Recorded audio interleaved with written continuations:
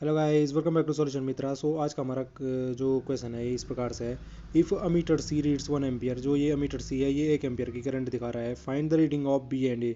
तो बी और ए की हमें क्या करनी है, रीडिंग फाइंड करनी है। और जो ई है, जो हमारी बैटरी है उसका ई एम एफ ई भी फाइंड करना है। आंसर यहाँ पे देख सकते हो, बी की रीडिंग ये है, ए की ये आनी चाहिए और ई एम एफ ये आना चाहिए।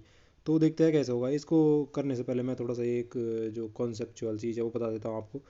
जैसे हमारे यहाँ पे आपको पता ही होगा कि अगर कोई हमारा सर्किट इस प्रकार से है और ये हमारा क्या है, ये हमारे पैरेलल रेजिस्टेंस इस प्रकार से लगे हुए हैं। हमारे क्या है, ये पैरेलल रेजिस्टेंस लगे हुए हैं। तो जब यहाँ से करंट आई आती है तो ये क्या होगी, ये करंट यहाँ पे जो ये नोड होता है किरचॉफ के फर्स्ट लॉ से क्या होगा, करंट क्या हो जाता है, बढ़ जाता। अगर सपोज इसमें आई वन करंट किया तो इसमें कितना बचेगा, इसमें आई माइनस आई वन करंट जाएगा। किरचॉफ का करंट डिवीज़न रूल कहता है फर्स्ट लॉ से कि जितनी करंट किसी नोड पे आती है उतनी करंट क्या होनी चाहिए, बाहर भी जानी चाहिए। तो यहाँ पे आई करंट आई है तो आई वन अगर इस ब्रांच में चली गई तो इसमें आई माइनस आई वन, ये कुछ इस प्रकार से समझो। अगर 10 एम्पियर यहाँ से आई थी इसमें, तो 3 इसमें गई तो 7 इसमें जाएगी। मतलब करंट का कोई भी लॉस नहीं होगा जो ये नोड है इस पर।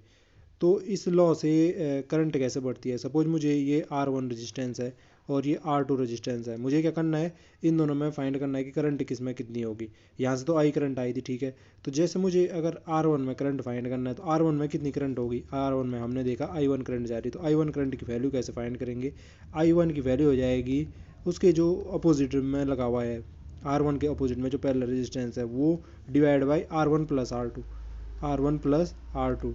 एंड करंट आई जो हमारी आई थी उससे मल्टीप्लाई कर देंगे तो ये हमारी आई वन की वैल्यू हो जाएगी जो हमारे आर वन रजिस्टेंस में जा रही है। अगर मुझे आर टू में फाइंड करनी है, आर टू में फाइंड करनी है तो आर टू में क्या हो जाएगी, अब इसके अपोजिट जो पैरेलल लगा हुआ है तो वो क्या हो जाएगा, R one divide by R one plus R two, जो पैरेलल में एक दूसरे के, R one plus R two into current कितनी आई थी, तो करंट यहाँ से आ रही थी आई करंट, यहाँ से कितनी आ रही थी आई करंट। तो जो करंट यहाँ से आ रही है उसी का मल्टीप्लाई करते हैं और रेजिस्टेंस कुछ इस प्रकार से मल्टीप्लाई होते हैं। ठीक है जी। इसमें फाइंड करना है तो इसके अपोजिट वाला ऊपर आता है नोमिनेटर में, नीचे दोनों का सम आ जाता है जो एक दूसरे के पैरेलल है। और आई टू आई रे, हम तो ये आर टू लिख रहा मैं, ये करंट फाइंड करनी है तो आई माइनस आई वन जो ये दूसरी वाली इस ब्रांच में जा रही है उसकी वैल्यू फाइंड करनी है। तो ये इस प्रकार से कर सकते हैं। तो अब यहाँ पे देखो हमारे इस क्वेश्चन में वही लॉजिक कैसे अप्लाई होगा। यहाँ पे देखिए, ये देखिए हमारा क्वेश्चन। तो यहाँ पे देखो मुझे सी की रीडिंग दे रखी है, ये सी रीडिंग है यानी कि जो ये अमीटर लगा हुआ है सी, ये यहाँ पे वो कह रहा है ना अमीटर सी है और बी और ए भी क्या है, अमीटर है। तो हमें क्या करना है, इनकी रीडिंग फाइंड करनी है। सी की रीडिंग मुझे पता है 1 एम्पियर है, तो 1 एम्पियर ये रीडिंग तभी बता रहा होगा जब इस ब्रांच में 1 एम्पियर की करंट जा रही होगी, तभी तो ये 1 एम्पियर क्या बताएगा, रीडिंग बताएगा सी वाला। तो इस ब्रांच में आपको पता चल गई 1 एम्पियर करंट है, किस वाली ब्रांच में, ये 3 ओम वाले में। तो आप यहाँ से पता कर सकते हो कि इसमें कितनी करंट आ रही थी, इसमें आई कितनी आ रही थी, ये आपको पता चल सकता है। कैसे पता चलेगा, देखो यहाँ पे हमने क्या कहा था अभी कि इस वाले जो हमारा रेजिस्टेंस है उसमें करंट फाइंड करनी है। ठीक है, तो वो कैसे फाइंड करते थे हम, सपोज इसमें ये आई वन करंट थी, इसकी हमने कहा जो 1 एम्पियर आ रही है इसकी मान आई वन है। आई तो यहाँ से आ रही होगी, हमने कहा इसकी वैल्यू कितनी है, आई वन है।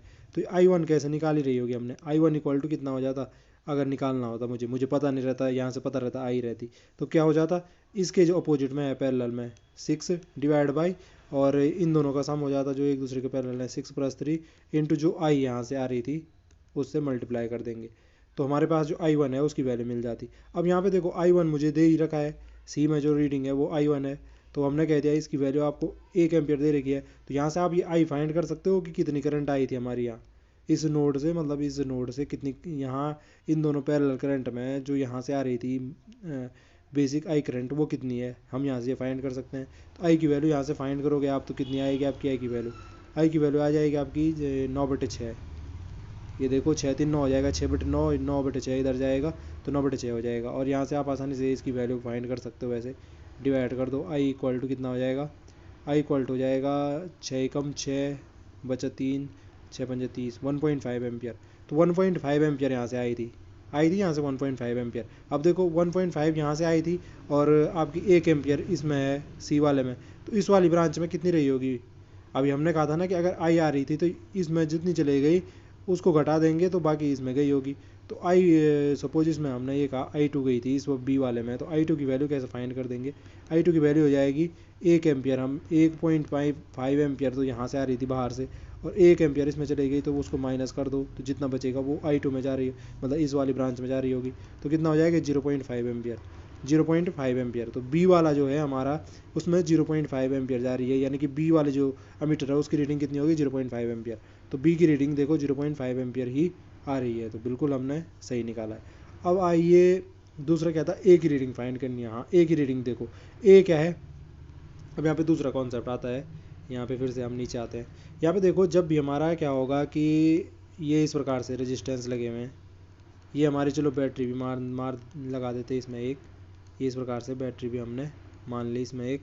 अब देखो अगर आने बाद ये R2 R1 इस प्रकार से रेजिस्टेंस लगे हुए हैं हमारे, तो जब भी क्या होगा ये करंट आपकी इस प्रकार से आएगी, तो करंट क्या होती है, ये देखो ये सीरीज़ में लगे हुए हैं ना हमारे रेजिस्टेंस, तो सीरीज़ में क्या होती है करंट सेम होती है। अगर आई करंट यहाँ पे है तो आई करंट यहाँ पे भी होगी, आई करंट यहाँ पे भी होगी। यहाँ पे क्या होता है कि करंट क्या होता है, सीरीज वाला जो सीरीज में जो सर्किट रहता है उसमें पूरा करंट क्या होता है सेम रहता है। अगर मैं यहाँ पे इनका वोल्टेज देखना चाहूँ इसका, तो इस प्रकार से हमें पैरेलल में एक वोल्ट मीटर लगाना पड़ता है, तो इनका वोल्टेज डिफरेंट हो जाएगा, सीरीज में वोल्टेज डिफरेंट होगा। और यहाँ पे सिर्फ यहाँ वाला जो हमने पिछला कॉन्सेप्ट बताया था इसमें क्या होता है करंट अलग अलग हो जाती है पैरेलल सर्किट में, लेकिन मैं अगर वोल्टेज देखना चाहता इसमें और इसमें, तो दोनों में वोल्टेज क्या रहता है सेम रहता है। पैरेलल में वोल्टेज सेम रहता है, करंट बट अलग अलग हो जाती है। सीरीज में क्या रहता है करंट सेम रहती है, वोल्टेज अलग अलग हो जाता है। तो यहाँ पे यही कॉन्सेप्ट लगाओगे आप, तो आप देखोगे कि ये देखो ये हमारा पूरा क्या है, ये दोनों तो एक दूसरे के पैरेलल हैं, बाकी तो सब सीरीज में है ना। अगर इनका इक्विवेलेंट आपको पता चल गया तो वो ये सारा हमारा जो एमीटर लगा है ये तो सीरीज सर्किट में लगा हुआ है, तो इसकी रीडिंग कितनी होगी, इसकी रीडिंग कितनी होगी, सीरीज में हमने कहा अभी करंट सेम रहती है, यहाँ से ये आई करंट आ रही है, तो यहाँ भी ये आई करंट रही होगी, यानी कि 1.5 रही होगी। यहाँ बैटरी से भी 1.5 एम्पियर की करंट आई होगी, तो ये जो एमीटर ए होगा ये कितना दिखा रहा होगा, सीरीज में लगा हुआ है, तो यहाँ भी कितनी होगी आई करंट आएगी। यहाँ पे देखो ना ये I2 यहाँ से आ रही है इस वाली ब्रांच से, I1 इधर से आएगी इधर से, तो यहाँ पे आके वापस जुड़ जाएंगे I1 प्लस I2, तो ये कितना हो जाएगा वापस आई मिल जाएगा मुझे। तो ये एमीटर की रीडिंग कितनी होनी चाहिए 1.5 एम्पियर होनी चाहिए। तो देखो आपको जो ए की रीडिंग है वो भी पता चल गई, और हमारा आंसर भी बिल्कुल सही है। अब ई फाइंड करना आपको, कि जो इसका वोल्टेज है ई वो फाइंड करना है।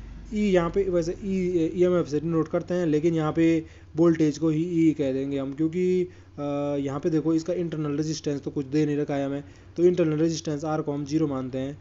तो वैसे ई एम एफ निकालने का ई इक्वल टू क्या होता है वी प्लस आई आर होता है, वी प्लस आई आर, यानी कि अगर मैं वी निकालना चाहूँ तो V E minus I R होता है, स्मॉल आर होता है वैसे इंटरनल रेजिस्टेंस दिखा देना इसको।